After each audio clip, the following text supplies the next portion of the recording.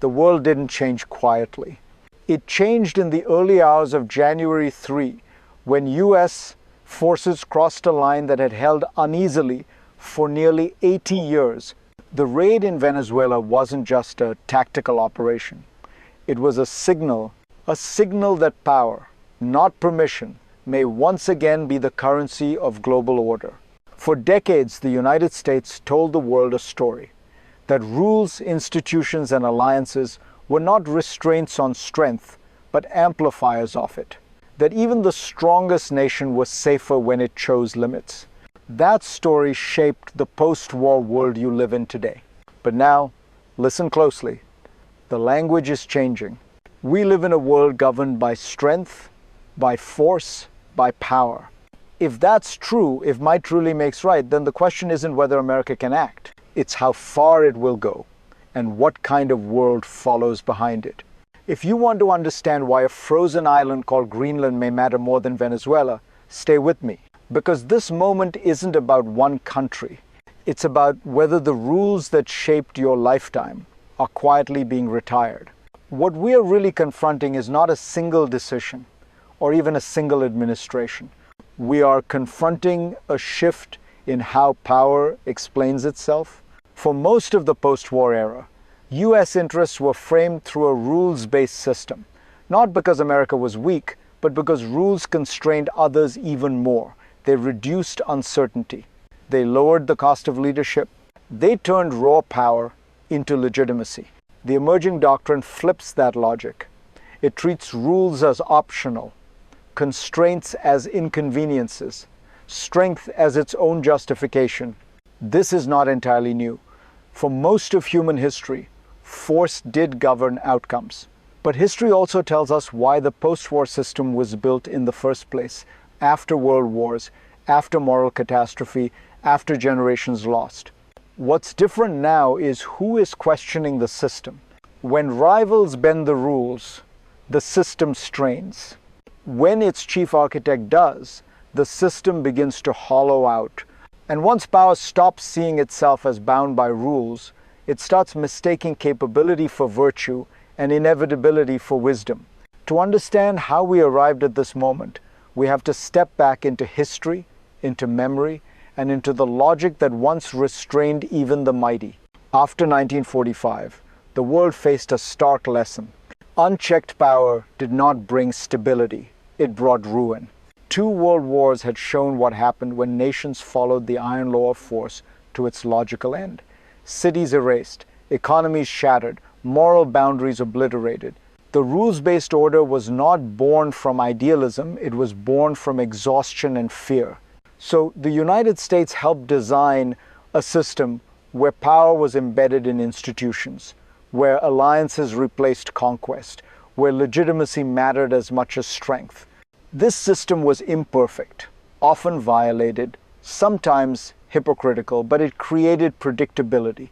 And predictability in geopolitics is a form of peace. Over time, this order became cyclical. Rules constrained action, but they also constrained retaliation. They slowed escalation. They made dominance sustainable. What we're witnessing now is a reversal of that cycle, a return to self-judging power, a belief that restraint signals weakness and that speed and force restore control. Venezuela didn't emerge in a vacuum. It emerged at the end of a long arc, one where history's warnings are being quietly set aside.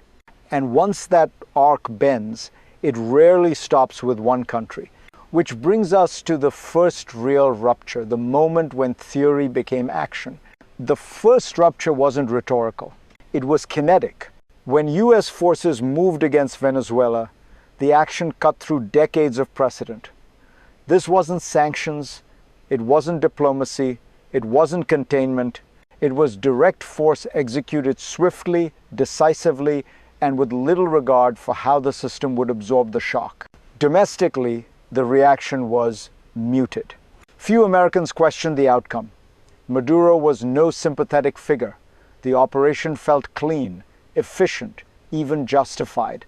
And that is precisely why it mattered. Because moments like this don't reshape the world through outrage. They reshape it through acceptance. When power is exercised without broad debate, it normalizes itself. It teaches other states that outcomes matter more than process, that success erases questions of legality, that if you can act and get away with it, you should. This is how doctrines solidify, not through white papers, but through fate's accomplice. Venezuela became a proof of concept that the United States could act unilaterally, decisively, and face limited immediate cost. But doctrines don't stay contained. They travel, and the next place this logic may surface is not unstable or hostile or resource-rich, but quiet, allied, and frozen. What sits beneath all of this is a quieter mechanism, less visible, but far more dangerous. It's the erosion of assumption.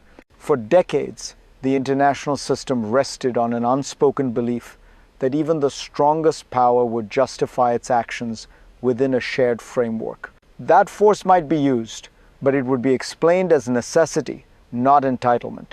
The emerging doctrine removes that filter. Power no longer needs a narrative beyond itself. Strength becomes self-legitimating. This is where Greenland enters the story not as territory, but as test. It offers little economic gain, no immediate crisis, no hostile regime, which makes it the purest expression of the new logic, action untethered from need. Greenland reveals the system's fault line. If power can be asserted where it isn't required, then rules aren't principles, they're preferences. And preferences can be discarded. This shift doesn't just weaken institutions, it rewires expectations. Allies begin to hedge, rivals recalibrate, neutral states start asking a dangerous question. If rules don't protect us, what will? Once that question spreads, stability becomes transactional, trust becomes provisional, and order becomes something you enforce every day at ever-increasing cost. That's when the second crisis begins, not with soldiers, but with silence. The second crisis doesn't announce itself with explosions. It arrives as hesitation. After Venezuela, after the talk of Greenland, something subtle shifts. Allies listen more carefully. They reread old agreements. They begin to ask not what the United States says, but what it might do. Europe reacts first, not with defiance, but with alarm. Because Greenland isn't just land. It's Danish, it's NATO, it's the physical embodiment of alliance trust. And the casual suggestion of coercion lands like a crack in glass. This is how systems weaken not when they're attacked, but when their guarantees feel conditional. At the same time, adversaries take notes, not with outrage, but with interest. If unilateral action is normalized, then restraint becomes optional for everyone. The line between enforcement and opportunism blurs. What emerges is a vacuum, not of power, but of predictability. And in that vacuum, the most dangerous dynamic in geopolitics takes hold: self-help. Every state begins to assume that in the end, it is on its own. This is the real escalation. Not troops moving, but expectations collapsing. Because once trust erodes, deterrence becomes unstable. Miscalculation becomes likely. And crises stop being isolated events. They start linking together. And that's when the consequences stop being abstract and start landing on ordinary people. For you, this doesn't arrive as doctrine or strategy. It arrives as pressure. When alliances weaken and rules erode, costs move downstream, markets become volatile, energy prices swing, defense spending crowds out schools, healthcare, infrastructure. The abstract language of power quietly rewrites your daily life. You feel it in uncertainty, in a sense that the future is harder to plan. That stability, the invisible platform beneath prosperity, no longer feels guaranteed. A world governed by force rewards speed and scale, not fairness. Smaller countries hedge, supply chains fragment, risk premiums rise, and those costs don't stay in briefing rooms. They show up in jobs, in prices, in public trust. This is the human side of might makes right. Not conquest, but anxiety. And here's the uncomfortable truth. Once power becomes the only language, everyone must speak it or suffer the consequences. Even societies that never asked for this shift, if this feels distant, it isn't. You are already living in its early effects. If you care about understanding the forces shaping your future before they harden, this is the moment to pay attention. Because what happens next doesn't just reshape borders, it reshapes lives. And the story doesn't stop here. What happens to you is only one layer of the story. The other unfolds across the globe. When the United States signals that power, not process, defines legitimacy, the ripple effects are immediate. Beijing watches closely. Moscow recalculates. Not because this behavior is new, but because of who is now practicing it. Russia has long argued that its actions in Ukraine were matters of self-judged security. China has tested the edges of the system through gray zone pressure around Taiwan, across the South China Sea, against its neighbors. In the past, these moves triggered condemnation, sanctions, isolation. Now the signal is muddier. If unilateral action becomes normalized, then spheres of influence begin to harden. Great powers feel licensed to enforce their interests where they believe they can. The rules don't disappear overnight, but they stop being enforced consistently. This is how a global order fragments, not into chaos, but into zones. Zones of control, zones of ambiguity, zones where miscalculation becomes policy. And the irony is this: a world built on raw power is not more stable, it is more brittle. Every move invites a countermove. Every precedent becomes a justification. Which brings us to the most important question of all, not what the world is becoming, but where this path leads. The future doesn't arrive as a single outcome. It arrives as a set of paths. The first is the optimistic scenario. Power is exercised, but tempered. The United States reasserts strength while rediscovering restraint. Rules evolve, but they remain binding. Alliances are repaired. Might exist, but it is embedded again in legitimacy. This path is hard.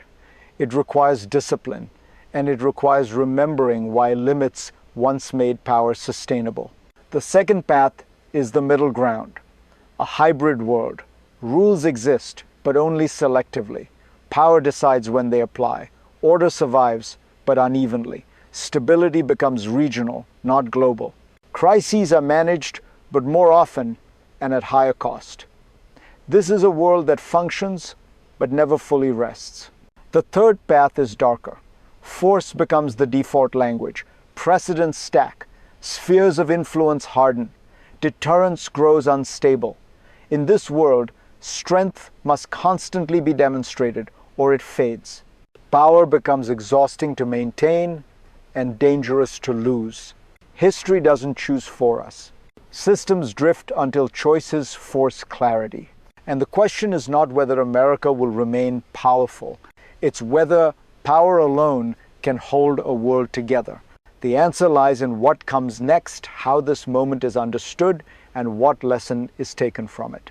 Power has always shaped the world, but it has never sustained it on its own.